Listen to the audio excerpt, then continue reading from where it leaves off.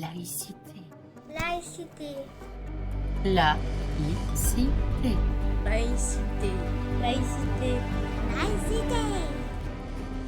Bienvenue à l'UNSA Éducation pour notre série de podcasts dédiée à la laïcité. Une loi pour séparer les églises et l'État. Décembre 1905, la République française affirme un principe, la laïcité. En ouverture, j'aimerais vous demander votre définition préférée de ce terme de laïcité. France, c'est vrai, contient beaucoup à la laïcité, qui est d'ailleurs un des principes de base de la Constitution française. Cette laïcité, elle garantit à la fois la tolérance et la liberté de conscience. Mais disons, la laïcité permet à la société civile d'avoir sa propre vie. C'est ça le grand débat d'aujourd'hui. Au sujet d'aujourd'hui, sport et laïcité en France, liberté, neutralité et lutte contre le séparatisme. Pour ce 4e podcast dédié à la laïcité, nous avons rencontré Michel Destin, professeur de sport à la Dragesse de la Martinique.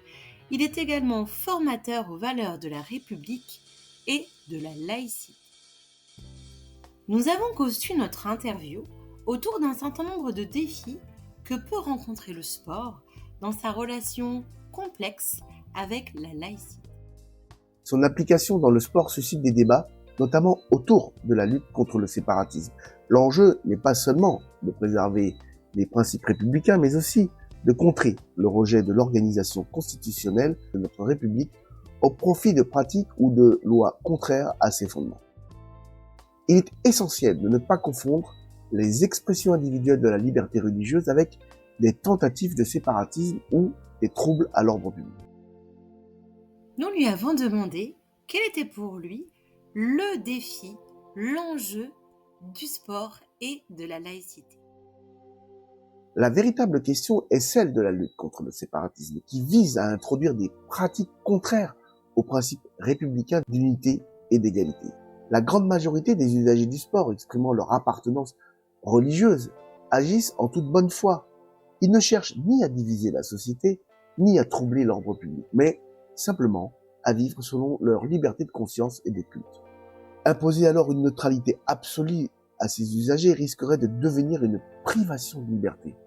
Une telle approche pourrait s'avérer contre-productive, créant des tensions inutiles et compromettant les valeurs fondamentales de liberté, égalité, fraternité. Il est donc impératif d'utiliser les outils existants pour prévenir et lutter contre le séparatisme tout en veillant à respecter les libertés fondamentales.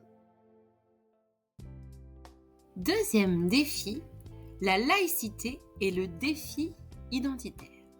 La laïcité, dans son essence, ne saurait à elle seule répondre à la question complexe de l'identité, du respect de la liberté de conscience ou des multiples malentendus qu'elle suscite.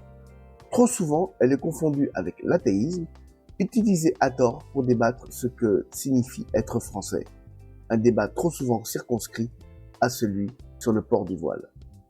Le véritable enjeu réside dans le séparatisme, ce courant protéiforme issu d'extrêmes diverses qui s'attaque au fondement même de notre République.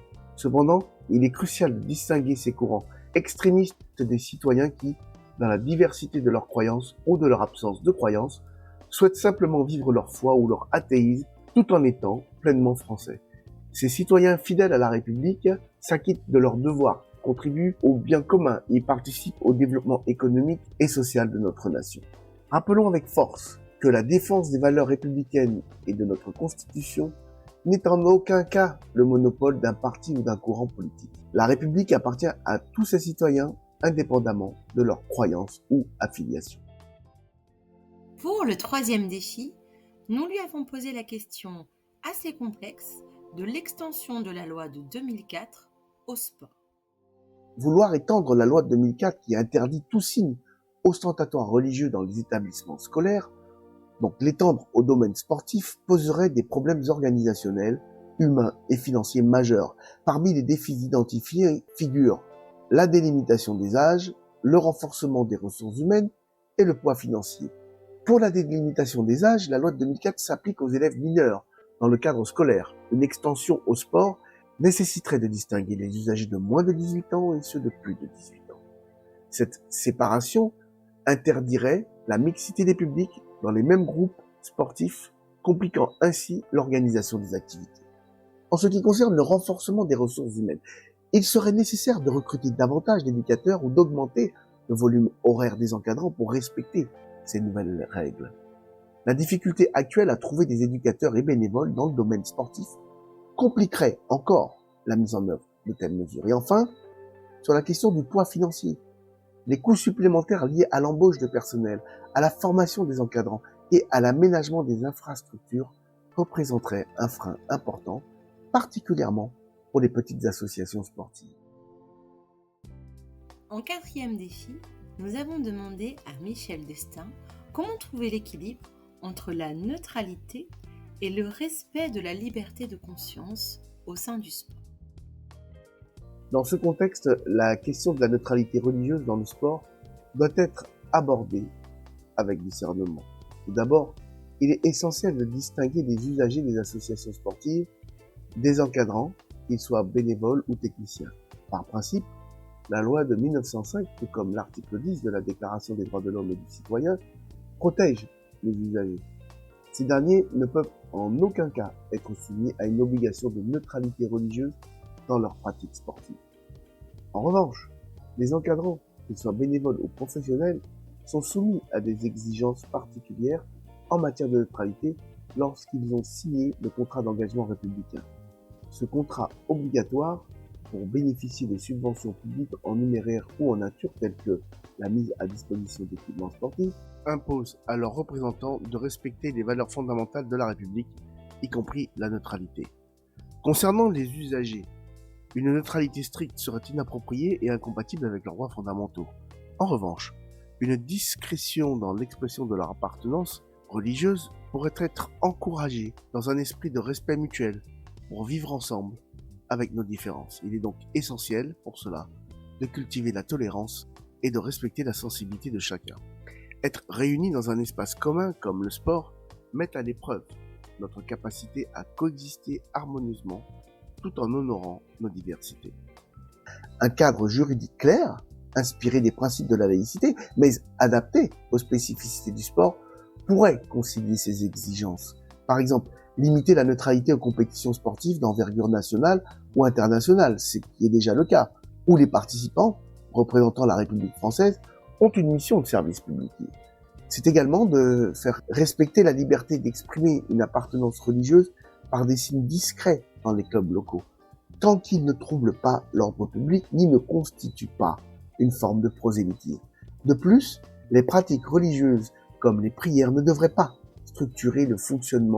influencer le fonctionnement des clubs ou des manifestations sportives. Les risques, c'est d'imposer une neutralité stricte à tous les usagers du sport qui pourrait donc renforcer ce sentiment d'exclusion parmi certains groupes et nourrir des frustrations. Cela risquerait d'affaiblir les objectifs d'inclusion sociale que le sport s'efforce de promouvoir. L'histoire de la laïcité de la loi de 1905 a abouti justement au respect des libertés individuelles, à la liberté de conscience et de culte, avec pour objectif de vivre ensemble avec nos différences. Les incohérences déjà présentes dans la réglementation des fédérations sportives illustrent la complexité de l'application d'une politique uniforme. Par exemple, le port du voile est autorisé dans certains sports comme le handball ou le rugby, mais interdit dans d'autres sports comme le football ou le basket. Une réglementation cohérente pourrait clarifier ces situations, mais elle devrait être équilibrée pour éviter toute stigmatisation. Quoi qu'il en soit, il n'est pas du tout inconcevable que le port de signes religieux puisse être interdit, non pas au nom de la neutralité, mais tout simplement pour le respect des conditions d'hygiène et de sécurité. La laïcité, donc, induit respect et inclusion. Et pour le dernier défi, nous lui avons demandé comment le sport peut être un vecteur d'éducation et de cohésion sociale. Le sport vecteur d'éducation et de cohésion sociale doit rester un espace où s'expriment les valeurs républicaines, sans compromis. Cela ne doit pas se faire au détriment des libertés individuelles, ni en alimentant des divisions inutiles. La lutte contre le séparatisme est une priorité, mais elle doit être menée sans confondre la préservation de l'ordre républicain avec une restriction injustifiée des libertés. La France dispose d'outils efficaces pour prévenir et lutter contre le séparatisme tout en promouvant les valeurs de la République et de la laïcité.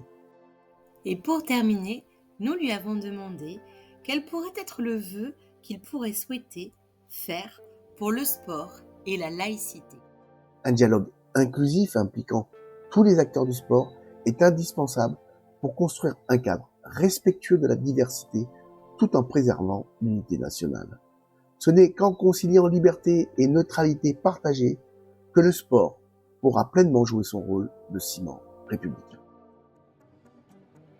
L'UNSA Éducation remercie Michel Destin d'avoir répondu à notre invitation. Et bien sûr, vous, de nous avoir écoutés pour ce 4e podcast. Nous vous donnons rendez-vous très prochainement pour un nouvel épisode. L'UNSA Éducation, c'est 23 syndicats qui représentent tous les métiers de l'éducation, de l'enseignement agricole, de la jeunesse et des sports, de l'enseignement supérieur et de la recherche et de la culture, et qui vous accompagnent tout au long de votre carrière. Car pour notre fédération, c'est ensemble que nous pouvons faire la différence.